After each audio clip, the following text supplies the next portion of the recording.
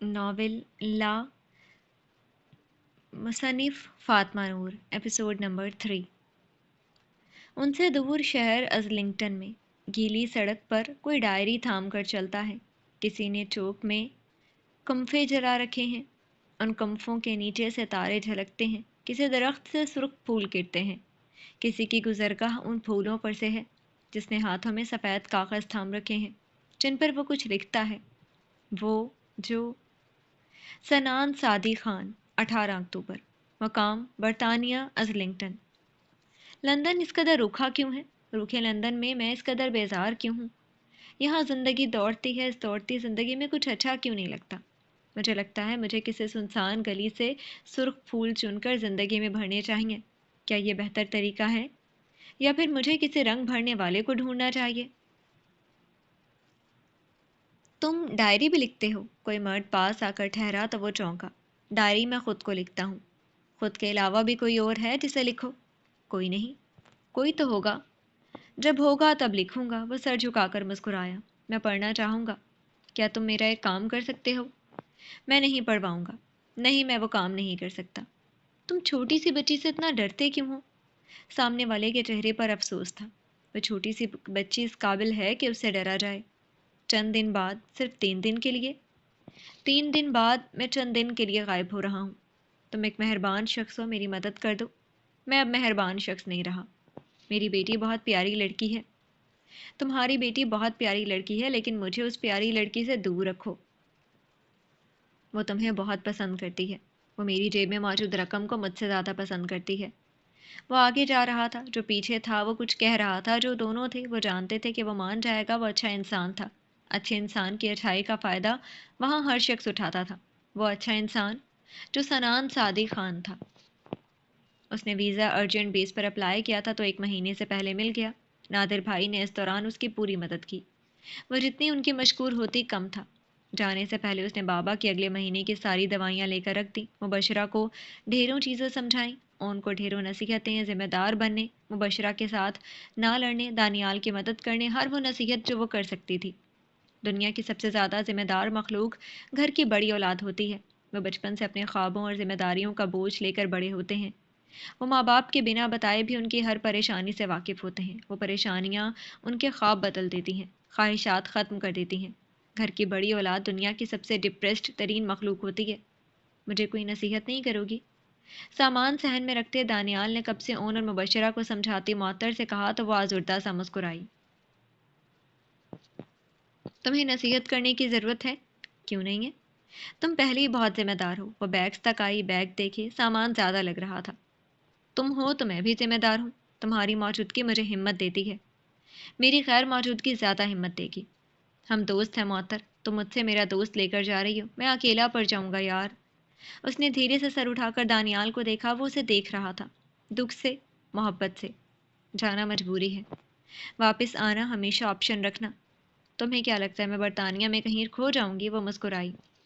تم پاکستان میں ہی کھو گئی ہو، وہ آہستہ سے کہتے سامان باہر رکھنے کے لیے گیا۔ معطر کی مسکراہٹ غائب ہوئی، پھر سر جھٹکتے اس نے سر اٹھا کر گھر کو دیکھا۔ امی ہر تھوڑی دیر بعد کچھ نہ کچھ لا کر دے دیتی۔ اون آنسو ضبط کرنے کی کوشش میں سرخ ہو رہا تھا۔ مبشرہ یہ کوشش کیے بنا شوں شوں کر کے رو رہی تھی۔ اور بابا؟ اس نے دھیرے سے سر گھمایا۔ وہ برآمدے میں بیٹھے تھے، اس کا بیگ لے کر، ٹوٹا بیگ جو وہ کب سے بنا چکے تھے لیکن پھر بھی مزید کوئی نقص ڈھونڈنے میں لگے تھے۔ وہ جوتا صحن میں اتارتی ان تک آئی، آہستہ سے ان کے قدموں کے پاس بیٹھی اور سر گھٹنوں پر رکھ لیا۔ افتخار صاحب کا ہاتھ بیگ پر تھم گیا۔ اپنا خیال رکھیے گا۔ جو رکھتی تھی وہ تو جا رہی ہے۔ مبشرہ یہاں ہے، میں روز کال کروں گی۔ مت جاؤ معطر، میرا دل ڈر رہا ہے۔ ان کا ہاتھ اس کے سر پر آ ٹھہرا۔ میرا دل کب سے ڈرا ہوا ہے بابا، یہ ڈر سچ نہ ہو اسی وجہ سے جا رہی ہوں۔ وہ اس کا سر سہلا رہے تھے۔ اسے نیند آنے لگی۔ شفقت، محبت، نرم لمس، دنیا کی ساری راحت باپ کے ہاتھ میں منتقل کر دی گئی تھی۔ اپنا خیال رکھنا۔ جو رکھتے تھے انہیں یہیں چھوڑ کر جا رہی ہوں۔ تمہارے پاس تو وہاں کوئی ہوگا بھی نہیں۔ اللہ ہے نا۔ اگلے کئی لمحے وہ دونوں چپ رہے۔ پھر معطر نے گہری سانس لے کر سر اٹھایا۔ اس کی فلائٹ کا وقت ہو رہا تھا۔ الوداع نہیں کہیں گے؟ تم بھی نہیں کہو گی؟ اس کے حلق میں آنسو اٹکے۔ نہیں، میں واپسی کی امید پر جا رہی ہوں۔ میرے مرنے سے پہلے واپس آ جاؤ گی نا؟ یوں جیسے کوئی روح کھینچتا ہے۔ یوں جیسے کوئی بے رحمی سے دل کا ایک حصہ کاٹ ڈالتا ہے، یوں جیسے کوئی آہستہ سے جسم سے جان نکال لیتا ہے۔ اس نے جسم سے نکلتی جان محسوس کی تھی۔ اس بے جان وجود کے ساتھ وہ کتنی ہی دیر انہیں دیکھتی رہی۔ دل کیا ہر شے چھوڑ دے، جو ٹکٹ بیگ میں تھی اسے پھاڑ دے، جو دل پھٹ رہا تھا اسے سلامت رہنے دے۔ آپ میرے جسم سے روح نکال رہے ہیں بابا، تم میرے جسم سے دل نکال کر جا رہی ہو معطر۔ یوں کہیں گے تو میں رک جاؤں گی، میں یوں کہہ رہا ہوں، تم رک جاؤ۔ اسے رک جانا چاہیے، اسے واقعی رک جانا چاہیے، لیکن مجبوریاں، ذمہ داری، ظالم زندگی وہ نفی میں سر ہلاتی تھوڑا سا آگے ہوئی اور ان کا ہاتھ تھاما۔ آپ روکیں گے تو میں رک جاؤں گی، اور میں چاہتی ہوں کہ آپ مجھے مت روکیں۔ یوں جیسے وہ چاہتی تھی کہ وہ مزید کچھ نہ کہیں۔ افتخار صاحب کچھ دیر اسے دیکھتے رہے، پھر ان کا کپکپاتا ہاتھ اس کے سر پر آ ٹھہرا۔ تم 1 سال کی تھیں جب پہلی بار میرا ہاتھ چھڑا کر چلنے لگی تھی۔ 2 قدم چل کر تم گر گئی، میں اس کے بعد ہمیشہ تمہارا ہاتھ تھام کر چلا ہوں۔ تم اب ہاتھ چھڑا کر جا رہی ہو، اس بار مت گرنا، تمہارا بابا ہاتھ تھامنے کے لیے نہیں ہوگا۔ وہ آہستہ سے اٹھ کھڑے ہوئے، کچھ تھکن سے 2 قدم چل کر وہ رکے۔ میری معطر صبا کا دھیان رکھنا۔ بنا پلٹے وہ اسی شکستہ قدموں سے چلتے گئے۔ اس کی نم آنکھوں سے آنسو نکلا، نظر ان کے قدموں پر گئی جب وہ چھوٹی تھی اور ان کے قدم گنا کرتی تھی۔ 1 2 3 4 5 6 7، اور ان کا وجود غائب ہو گیا۔ ارد گرد ویرانی چھا گئی۔ وہ کئی لمحے دروازے کی چوکھٹ کو دیکھتی رہی۔ معطر، امی کی آواز پر وہ چونکی۔ وہ چھوٹے سے بیگ میں پھر سے سامان بھر رہی تھی۔ یہ دیسی گھی ہے، ضائع مت کرنا، تھوڑا سا رکھا ہے وہی دے رہی ہوں۔ تیزی سے چلتے ہاتھ، کانپتے ہاتھ، وہ جانتی تھی وہ ایک بار پھر گھر کے اندر غائب ہو جائیں گی۔ آنسو صاف کرتے اس نے کرسی پر رکھا بیگ اٹھایا اور ان تک آئی۔ زیادہ گھلنا مت انگریزوں سے، سنا ہے وہ بہت بے حیا لوگ ہیں، کسی پاکستانی۔ الفاظ منہ میں رہ گئے۔ معطر نے آہستہ سے ان کو گلے لگایا تھا۔ اپنا خیال رکھیے گا۔ ان کا کپکپاتا ہاتھ اس کی پشت پر گیا۔ چند لمحے وہ اس کی پشت سہلاتی رہیں، پھر الگ ہوئیں۔ اس نے دیکھا تھا ان کی آنکھیں نم تھیں۔ سب اتنا جذباتی کیوں ہو رہے تھے؟ وہ بے بس ہوئی تھی۔ دھیان رکھنا۔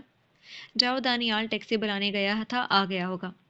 آخری بار انہیں خدا حافظ کہتے، مبشرہ اور اون سے ملتے، وہ باہر کی طرف بڑھی۔ نظر اندرونی دروازے پر گئی۔ مغرب کا وقت تھا تو اندر اندھیرا تھا، کسی کو لائٹیں جلانا یاد ہی نہیں رہا تھا۔ اندھیرے میں بابا نظر نہیں آتے تھے۔ وہ بس ایک بار انہیں دیکھنا چاہتی تھی، صرف ایک بار۔ اسے واپس جانا چاہیے۔ بابا کمرے میں ہوں گے، اسے ان کے پاس جانا چاہیے، ایک بار ان کے گھٹنے پر سر رکھنا چاہیے۔ جو نیند تھوڑی دیر پہلے آ رہی تھی وہ نیند اب کرنی چاہیے، لیکن وقت نہیں تھا، مہلت نہیں تھی۔ اسے دیر ہو رہی تھی۔ اس کی نظر واپس پلٹ گئی۔ وہ گھر سے باہر رک کر ایک آخری نظر گھر پر ڈال لے گی، جسے ہر پردیس جانے والا ڈالتا ہے۔ تم ٹیکسی میں بیٹھو، میں والیٹ لے لوں، دانیال عجلت میں کہتے اندر آیا تھا تو وہ سر ہلاتے آگے بڑھنے لگی۔ جب نظر یوں ہی ساتھ والے گھر کی طرف گئی، چچا ناراض تھے، خاندان کا ہر دوسرا فرد ناراض تھا۔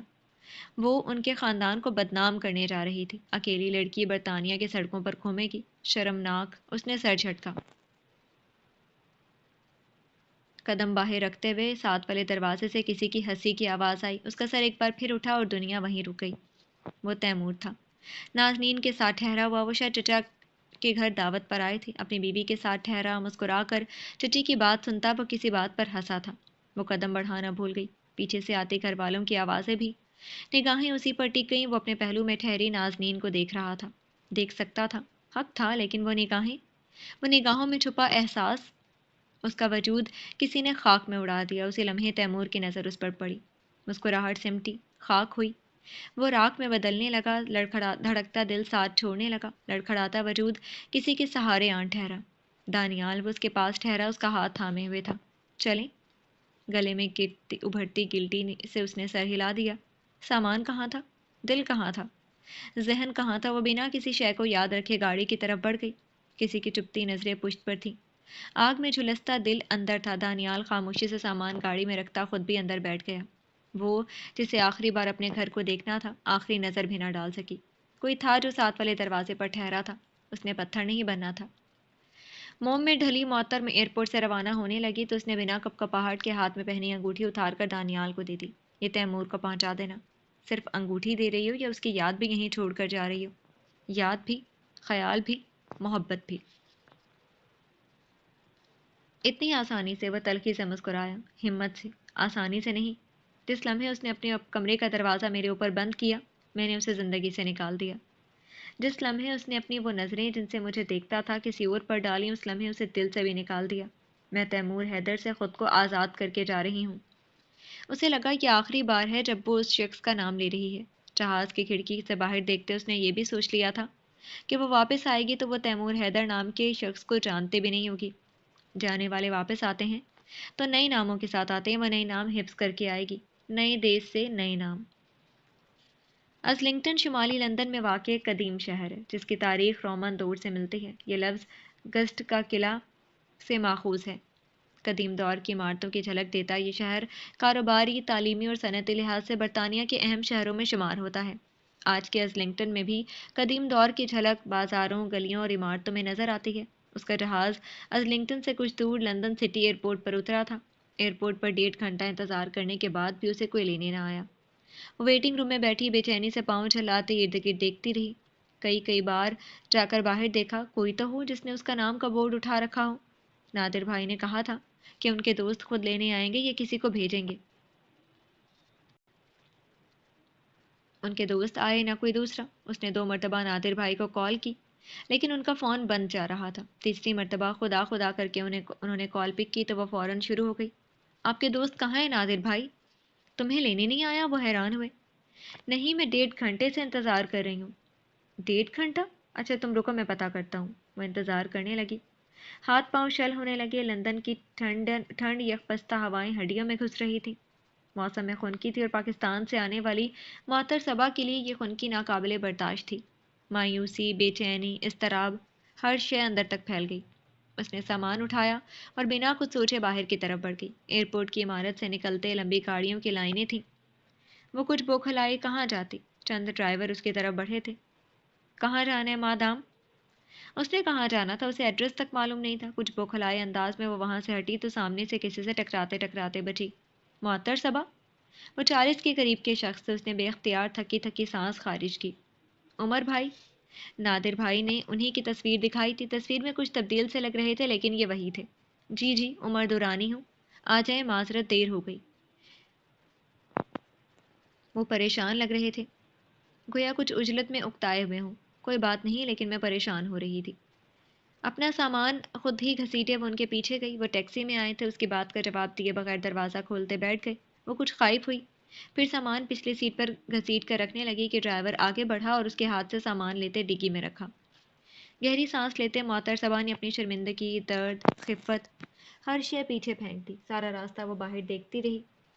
लंदन की साफ़ सुथरी सड़कें, बड़ी बड़ी इमारतें, मशीन से ज़िंदगी। उसे रोना आने लगा। घर अभी से याद आ रहा था।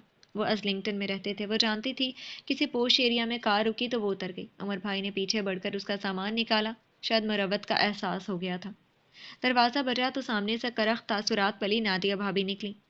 सामान रख दो मुअत्तर का गेस्ट रूम में। सामान गोया पटखने के अंदाज में उन्हें दिया। जवाबन वो उकताई नजरों से मुअत्तर को देखती उसका सामना सामान घसीटने लगी। वो एक पल को वहीं रुक गई। अजीब शर्मिंदगी होने लगी। इतना सर्द रवैया। आप भी जाओ लड़की, अब क्या फूलों का रास्ता रखूं तुम्हारे लिए? अंदर से उन्हें खातून की आवाज़ गूंजी अंदर से उन्हीं खातून की आवाज़ गूंजी तो वह हड़बड़ा कर अंदर गई। सामने कुशादा लाउंज था जिसके दाएं तरफ सीढ़ियां जा रही थी। ऊपर शायद कमरे थे। लाउंज की दाएं तरफ किचन। ये कमरा है, कुछ लेना हो तो बता देना, मैं बाहर ही हूँ।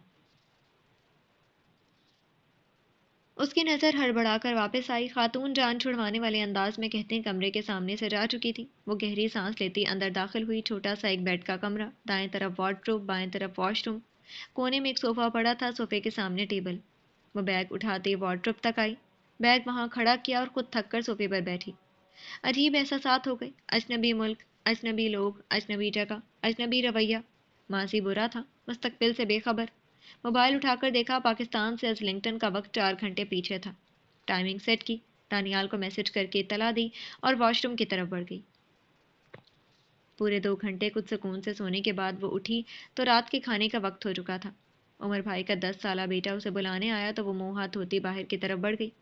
डाइनिंग टेबल पर नादिया भाभी उमर भाई से किसी बहस में मसरूफ़ थी। उसे आते देखकर खामोश हो गई। वो मतज़ब्ज़ब से टेबल तक आई और कुर्सी खींची। सफ़र कैसा रहा? उमर भाई के पूछने पर उसने सर हिला दिया। अच्छा गुजरा। थक गई होंगी। ऐसा करो, आराम करो कुछ दिन, फिर देखते हैं कि क्या करना है। کیا کرنا ہے وہ پوچھنا چاہتی تھی کہ اب کیا کرنا تھا. وہ انہیں کے بلانے پر یہاں آئی تھی، ان کا بزنس. لیکن فی الحال خاموشی رہی کہ اس وقت پوچھنا عجیب تھا. پھر 2 دن وہ منتظر رہی کہ وہ کچھ کہیں گے، لیکن ان کی طرف سے خاموشی رہی. نادیہ بھابھی اپنے کام میں مگن. گھر کی فضا کچھ بوجھل تھی، اس نے یہ 2 دن میں ہی محسوس کر لیا تھا. 2 دن اس کے یوں ہی گزر گئے. تیسرے دن رات کو عمر بھائی نے اسے لاؤنج میں بلایا. سب ٹھیک ہے یہاں؟ جی. کوئی مسئلہ؟ نہیں. کسی چیز کی ضرورت؟ شکریہ. پھر وہ خاموش ہو گئے. معطر چند لمحے ان کے بولنے کے منتظر رہی. آپ کہہ دیں عمر بھائی. کیا؟ وہ چونکے. جو کہنا ہے میں ہر شے سننے کے لیے تیار ہوں. وہ کچھ خاموشی سے اسے دیکھتے رہے، پھر تھکی تھکی سانس لی. میرے پاس تمہیں یہاں دینے کے لیے کوئی جاب نہیں ہے معطر. جی؟ میں کئی دن سے بتانا چاہ رہا تھا لیکن ہمت نہیں ہوئی. میں نے اپنا سارا پیسہ جوڑ کر بزنس شروع کرنے کا سوچا تھا، لیکن میرے پاس پرمٹ نہیں ہے. جو ورک پرمٹ ہے وہ اپنا بزنس شروع کرنے کی اجازت نہیں دیتا. یہاں کا قانون بہت سخت ہے. دوسری صورت میں مجھے کسی برطانوی شہری کو ڈھونڈنا تھا جسے رقم دو اور وہ اپنے نام سے بزنس شروع کرے. میں نے یہی کیا. سب ٹھیک تھا. جارج کو میں سالوں سے جانتا ہوں، سب بہتر تھا، لیکن اب جب ہم سب شروع کرنے جا رہے تھے تو وہ سارے پیسے لے کر فرار ہو گیا. کہاں؟ میں نہیں جانتا. پولیس اسے ڈھونڈ رہی ہے لیکن اس کا کچھ پتہ نہیں چل رہا. سر پر آسمان گرنا کسے کہتے ہیں یہ اس لمحے اس نے جانا تھا. ایسے ایسے کیسے؟ اس کی زبان لڑکھڑا گئی. یہ سچ ہے. میں ان 2 ہفتوں میں اتنا پریشان رہا ہوں کہ نادر کو فون کر کے کہنا یاد ہی نہیں رہا کہ تمہاری ٹکٹ کینسل کروا دے. جس دن تم یہاں آئیں اسی وقت مجھے اپنی غلطی کا احساس ہوا، لیکن تب دیر ہو چکی تھی. I am sorry. سوری؟ صرف سوری؟ وہ اپنا سب کچھ چھوڑ کر آئی تھی، سب کچھ، گھر، محبت، بہن بھائی، سب کچھ. سوری؟ آپ کو مجھے بتانا چاہیے تھا عمر بھائی. وہ روحانسی ہوئی. مجھے معاف کر دو. بس معافی؟ وہ اٹھ کر چلے گئے. وہ وہیں بیٹھی رہی چند لمحے سر کے. جب نادیہ بھابھی اس کے ساتھ صوفے پر بیٹھی. دیکھو معطر، شاید تم مجھے غلط سمجھو. میں صفائی نہیں دوں گی، لیکن سچ یہ ہے کہ ہم اب تمہارے لیے کچھ نہیں کر سکتے. ہمارے پاس جگہ نہیں ہے جہاں تم رہ سکو، کوئی بزنس نہیں ہے جہاں تم کام کر سکو. ہم لوگ اتنے خوشحال بھی نہیں ہیں کہ تم کئی دن ہمارے ساتھ آرام سے گزارا کر سکو، اس لیے بہتر ہوگا کہ اپنا انتظام دیکھ لو. اتنی صفا کی؟ وہ بے بسی سے انہیں دیکھ کر رہ گئی. میں اتنی جلدی کہاں جاؤں گی بھابھی؟ رینٹ پر رہ لینا. یہاں کام کر سکتی ہو، ویسے بھی تمہارا اوپن ورک ویزا ہے، تمہیں مشکل نہیں ہوگی. میں جانتی ہوں کہ میں صفاق بن رہی ہوں، مجھے افسوس بھی ہے، لیکن مسئلہ یہ ہے کہ ہم تمہارے جتنے ہی مجبور ہیں. کچھ وقت تو دیں بھابھی. میں فوراً جانے کا نہیں کہہ رہی. ہم بھی چند دن اس گھر میں ہیں، پھر یہ بیچ کر کہیں اور لے رہے ہیں. ان چند دنوں میں تم اپنے لیے کوئی اور ٹھکانہ ڈھونڈ لو. نادر سے جو ہو سکا وہ کریں گے. ہم جانتے ہیں ہم سے بھول ہوئی ہے، ہمیں تمہیں پہلے بتا دینا چاہیے تھا اپنے حالات کا. I am sorry. دنیا کے پاس ایک یہی لفظ باقی رہ گیا تھا، سوری. بڑے سے بڑا نقصان کر دو سوری کہہ دو. اتنا چھوٹا لفظ اتنے بڑے نقصان کو کیسے دور کر سکتا ہے؟ وہ اٹھ کر کمرے میں آئی اور بے چینی سے ارد گرد گھومنے لگی. گھر بتانے سے سب پریشان ہو جاتے، یہاں وہ رہ نہیں سکتی تھی. انجان ملک، اجنبی لوگ، ایک لاوارث سی معطر صبا. اسے ایک بار خود ہی عمر بھائی سے ساری ڈیٹیل لے لینی چاہیے تھی. یوں منہ اٹھا کر دوسرے ملک کی امید پر آ جانا کہ گویا کام وہاں اس کا انتظار کر رہا ہے، سراسر بے وقوفی تھی، اور وہ یہ بے وقوفی کر چکی تھی. اسے لگا اس پر زمین اس سے زیادہ کبھی تنگ نہیں رہی. اگلے چند دن اس نے شدید پریشانی میں گزارے تھے. نادیہ بھابھی نے دوبارہ کچھ نہیں کہا تھا، لیکن وہ خود ان کے حالات دیکھ رہی تھی. جس گھر میں وہ رہ رہے تھے وہ ان کا اپنا تھا اور ان کی ضرورت سے زیادہ بڑا تھا. فی الوقت وہ کسی چھوٹے گھر میں شفٹ ہونا چاہتے تھے. 2 بچے تھے جو اسکول جاتے تھے اور کمانے والے واحد عمر بھائی. اگر مجبور وہ تھی تو وہ لوگ بھی تھے. پہلے پہل اس نے سوچا نادر بھائی کو کال کرے اور انہیں خوب سنائے، یا کم از کم عمر بھائی کے سامنے سارا غصہ نکال دے. انہوں نے اس کے ساتھ غلط کیا تھا اور اب وہ صفاق بن رہے تھے، لیکن بہت سی باتیں وہ صرف سوچ کر رہ گئی. زندگی عجیب ہو گئی تھی. وہ اپنا سب کچھ چھوڑ کر یہاں آئی تھی. واپسی مشکل نہیں ناممکن تھی. گھر بتا نہیں سکتی تھی، وہاں سب پریشان ہو جاتے.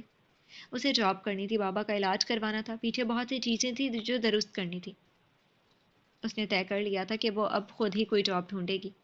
یوں ہاتھ پر ہاتھ رکھ کر بیٹھنے سے کچھ نہیں ہونا تھا. اسی رات عمر بھائی نے اسے بلایا. ایک جاب ہے، اگر تم کرنا چاہو. میں تیار ہوں. پوچھو گی نہیں کون سی جاب؟ کوئی بھی ہو. وہ کچھ دیر اسے دیکھتے رہے. ایک کیفے میں ویٹریس کی ضرورت ہے، کر لو گی؟ ویٹریس؟ اس کے دل پر گھونسا پڑا. انگلش میں ماسٹرز کرنے والی برطانیہ میں ویٹریس کی جاب کرے گی؟ عزت نفس فوراً اونت کر آئی. میں جانتا ہوں. یہ جاب تمہارے لیے مناسب نہیں ہے لیکن اس وقت غنیمت ہے، عمر بھائی نے جیسے اس کے خیالات جان لیے تھے۔ تمہیں فی الحال کام کی ضرورت ہے اور اس سے فرق نہیں پڑنا چاہیے کون سا کام۔ ویسے بھی وہاں کے پڑھے لکھے پی ایچ ڈی ہولڈرز بھی یہاں چھوٹے موٹے کام کر رہے ہیں۔ اسے احساس ہوا وہ ٹھیک کہہ رہے تھے۔ وہ اس وقت انکار کرنے کی حالت میں نہیں تھی۔ گہری سانس لیتے اس نے فیصلہ کر لیا، مجھے کوئی اعتراض نہیں ہے۔ وہ کچھ دیر کو چپ ہو گئی۔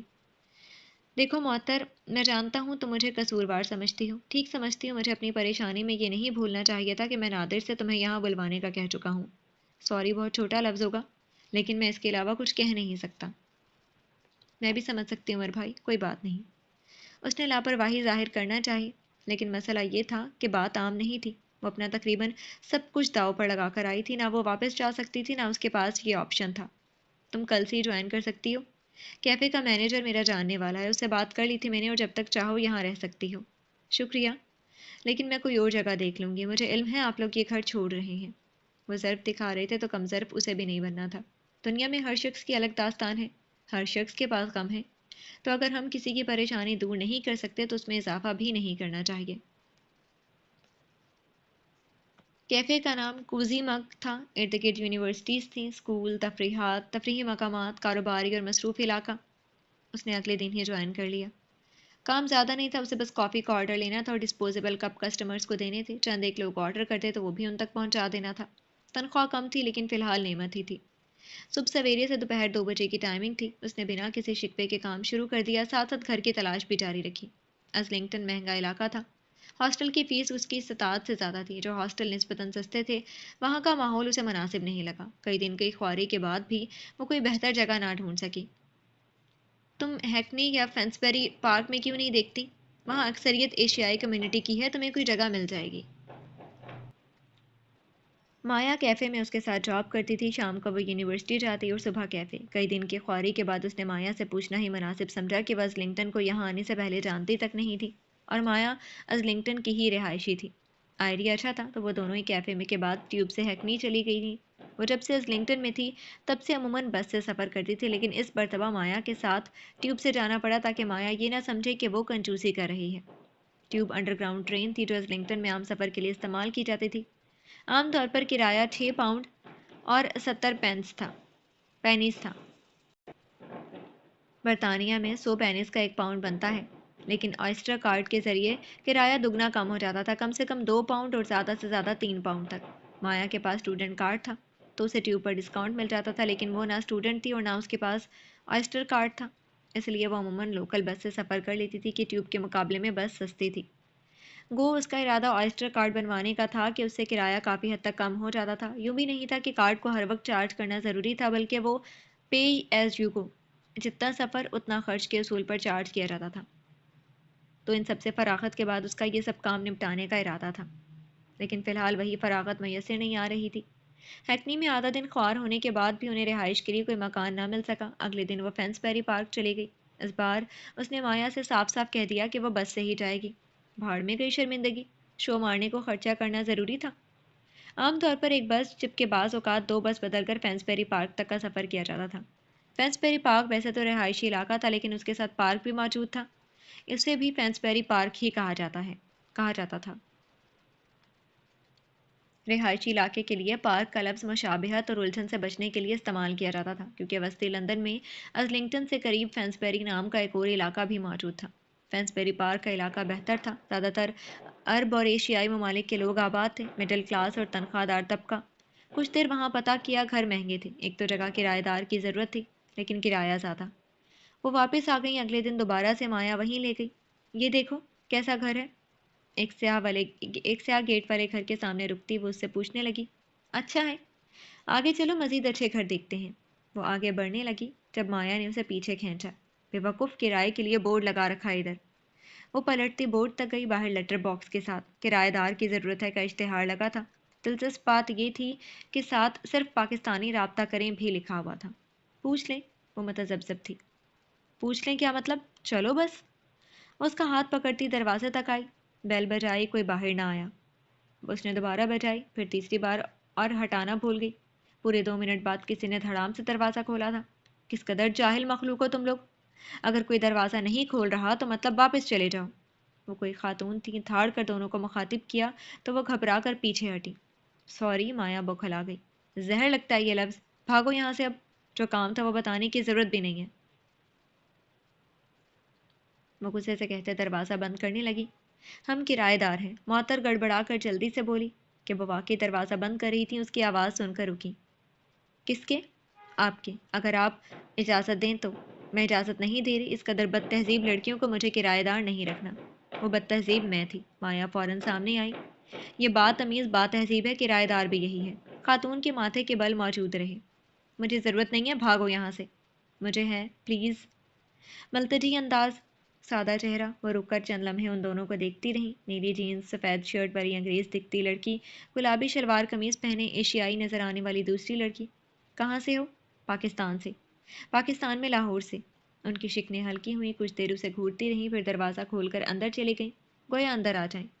وہ دونوں جھٹ اندر چلی گئیں۔ سامنے چھوٹا سا لاؤنج، اوپر جاتی لکڑی کی سیڑھیاں، سامنے کچن، چھوٹا سا نفیس گھر۔ بیٹھنے کا کس نے کہا ہے؟ جا کر گھر دیکھ لو پہلے۔ وہ کچن میں جا رہی تھیں، بنا مڑے کہا تو وہ دونوں جو پہلے ہی بیٹھ چکی تھی ہڑبڑا کر کھڑی ہوئی، پھر سر ہلاتے اوپر نیچے سارا گھوم لیا۔ مجھے تو مناسب لگ رہا ہے۔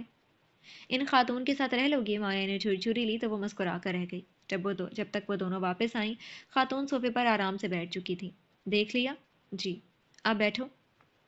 وہ بیٹھ گئیں۔ تمہارا نام کیا ہے؟ معطر صبا۔ مطلب؟ خوشبودار ہوا۔ یہاں کیوں آئی ہو؟ یہاں یعنی برطانیہ؟ برطانیہ یعنی لندن؟ لندن یعنی ازلنگٹن؟ جاب کے لیے؟ گھر میں کوئی کمانے والا نہیں ہے کیا؟ کچھ مجبوریاں تھیں۔ مجبوریاں؟ گھومنے کا شوق ہوتا ہے تم لڑکیوں کو بس۔ کڑوا لہجہ۔ وہ چپ کر گئی۔ کیا جاب کرتی ہو؟ کیفے میں۔ کہیں اور ڈھونڈنی ہے ابھی۔ دیکھو لڑکی، وہ کپ رکھتی آگے کو ہوئی۔ گھر سے باہر تم جو کرو تمہاری مرضی، لیکن گھر میں لڑکوں سے رابطہ رکھنے سے پرہیز کرنا۔ مجھے صاف ستھرا گھر پسند ہے، گند مت پھیلانا۔ میں زیادہ نہیں کھاتی، اس لیے کچن کا سامان کم ہے، تمہیں زیادہ کھانا ہو تو زیادہ سامان لے آؤ۔ اپنے سارے کام میں خود کرتی ہوں، تمہیں بھی خود کرنے پڑیں گے۔ رات کو باہر نکلنے کی اجازت نہیں ہوگی، جو کام ہو دن کو نپٹا لینا۔ اوپر والا کمرہ تمہیں دے رہی ہوں، سامان لے کر شفٹ ہو سکتی ہو آج سے ہی، لیکن اس سے پہلے اپنے گھر کا ایڈریس، فون نمبر، گھر کا نمبر سب مجھے دو۔ مایا نے اس کا ہاتھ دبایا، گویا وہ منع کرنا چاہتی تھی، لیکن اس نے سر ہلا دیا۔ کرایہ کتنا ہوگا؟ انہوں نے بتا دیا۔ کرایہ مناسب تھا، اسے کوئی اعتراض نہیں تھا۔ ان سے چند ایک دوسری باتیں پوچھنے کے بعد وہ دونوں واپس چلے گئیں۔ مایا پورا راستہ اسے منع کرتی رہی، لیکن اسے کوئی اعتراض نہیں تھا۔ عمر بھائی کل دوسری جگہ شفٹ ہو رہے تھے، فی الوقت وہ اسے جگہ گزارا کر لے گی۔ مایا کی البتہ وہ بہت مشکور تھی، اس نے اب تک جتنی بھی مدد کی تھی وہ بہت زیادہ تھی۔ اہل برطانیہ سے متعلق اس کے جو خیالات تھے وہ یہاں آ کر تبدیل ہو رہے تھے۔ اچھے لوگ تھے، اپنے کام خود کرنے والی قوم، تیز رفتار زندگی کے ساتھ چلنے والے، مایوسیوں سے دور، پریشانیوں کا حل نکال لینے والے۔ اس کے کیفے میں آنے والے چند ایک ہی ہوں گے جن سے اسے بری وائبز آتی تھیں، یعنی مجموعی طور پر فی الحال معطر صبا اہل برطانیہ سے متاثر تھی۔ وہ سامان لے کر اگلے ہی دن شفٹ ہو گئی۔ خاتون کا نام بانو بیگم تھا۔ فینسبری پارک میں وہ صرف بانو بیگم کے نام سے جانی جاتی تھی۔ اسے بھی صاف کہہ دیا کہ ساتھ آنٹی وانٹی لگانے کی ضرورت نہیں ہے۔ وہ اپنا کروشیا کا کام کرتی تھی، سوٹوں پر کڑھائی کرتی اور یہاں پاکستانی کمیونٹی اور انڈینز میں فروخت کرتی۔ شوہر وفات پا چکے تھے، لیکن چند ایک چھوٹی موٹی دکانوں میں سرمایہ کاری کر رکھی تھی تو اس کی رقم بھی مل جاتی۔ نہ انہیں بہت زیادہ کا لالچ تھا، نہ ان کے پاس بہت زیادہ تھا۔ جو تھا وہ اس پر راضی تھی۔ اپنے شوہر کے ساتھ 20 سال پہلے خاندان والوں کی مرضی کے خلاف شادی کر کے لندن آئی تھی۔ پیچھے سب نے تعلق توڑ دیا۔ انہیں بھی پیچھے والوں کی ضرورت نہیں تھی، لیکن صرف تب تک جب تک ان کے شوہر زندہ رہے۔ 6 سال پہلے ان کا انتقال ہو گیا تو انہوں نے پیچھے رہ جانے والوں سے رابطے کی کوشش کی، لیکن اب پیچھے سوائے بھائیوں اور بہن کے کوئی باقی نہیں رہا تھا، اور بھائیوں نے لا تعلقی کا اظہار کر دیا تو انہوں نے بھی دوبارہ رابطہ نہیں کیا۔ اب یوں تھا کہ وہ تنہا تھی، اور یہ تنہائی انہیں کاٹ کھانے کو دوڑتی۔ کئی کرایہ دار رکھے لیکن کسی سے بن نہ سکی۔ انگریزوں سے خدا واسطے کا بیٹھ تھا۔ جب سے کار ایکسیڈنٹ میں کسی انگریز کی ٹکر سے ان کے شوہر کا انتقال ہوا تھا، تب سے انگریز زہر لگتے تھے، اٹھتے بیٹھتے ان کی برائی کرتی۔ اب پاکستانی لڑکی گھر آئی تھی تو کچھ سکون ہوا تھا۔ اس کا سکون البتہ درہم برہم ہو گیا تھا۔ جانے کس مزاج کی خاتون تھی، اس کے گھر فون کر کے تصدیق کی، کیفے جا کر جگہ دیکھی، اس کا آئی ڈی کارڈ چیک کیا، ایک کاپی اپنے پاس رکھی، گھر کا ایڈریس تک رکھ لیا۔ کن کے ساتھ رہ رہی ہو معطر؟ امی ان کے فون آنے کے بعد اس سے پوچھ رہی تھی۔ پاکستان سے ہیں امی، بانو بیگم نام ہے۔ تم نادر کے دوست کے گھر نہیں رکی تھی؟ میں وہاں کمفرٹیبل نہیں تھی، بچے ہوتے ہیں، ان کی اپنی زندگی ہے، پھر یہاں کرایہ مناسب تھا تو میں ایڈجسٹ کر لوں گی۔ اس نے کسی طرح انہیں مطمئن کر دیا۔ نادر بھائی کو اس نے صاف منع کر دیا تھا کہ گھر میں کسی کو نہ بتائیں کہ یہاں کیا ہوا تھا۔ جانے اماں مطمئن ہوئیں یا نہیں، لیکن مزید کچھ نہیں کہا۔ وہ دن میں ایک بار 2-3 منٹ کی کال کر لیتی، بابا کی خیریت اور باقی سب کا پوچھ کر رکھ دیتی۔ اپنی خیریت بتانے کا وقت نہیں تھا، نہ وہ اپنا حال بتانا چاہتی تھی۔ اس کے حال پہلے جیسے ہی تھے، اب مزید خراب ہو گئے تھے۔ وہ کیفے کے علاوہ بھی جاب ڈھونڈ رہی تھی، کچھ بانو آپا۔ ان کے منع کرنے کے باوجود اس نے بانو آپا کہنا شروع کر دیا تھا۔ کے ساتھ مل کر کروشیا کرواتی تو کچھ پیسے اسے بھی دے دیتی۔ صبح وہ کیفے چلی جاتی، دوپہر میں واپسی۔ جو مل رہا تھا وہ کافی نہیں تھا، جو کافی تھا وہ میسر نہیں تھا۔ گھر میں حالات پہلے جیسے تھے، اس کی کمائی وہاں کافی نہیں تھی، بابا کے علاج کے لیے مزید رقم درکار تھی۔ وہ انگلش میں ماسٹرز کرنے والی لڑکی اب دیار غیر میں ایک ویٹریس تھی۔ وہ اس پر بھی راضی تھی اگر اس کی جاب سے پیچھے کے حالات بہتر ہو جاتے۔ اسے اب احساس ہوا کہ ملک سے باہر جانے والوں کے لیے زندگی کتنی مشکل ہوتی ہوگی۔ جی تو ڈیئر لسنرز، آج کے لیے اتنا ہی، پھر حاضر ہوں گے نیکسٹ ایپیسوڈ کے ساتھ۔ اجازت دیجیے، شکریہ، اللہ حافظ۔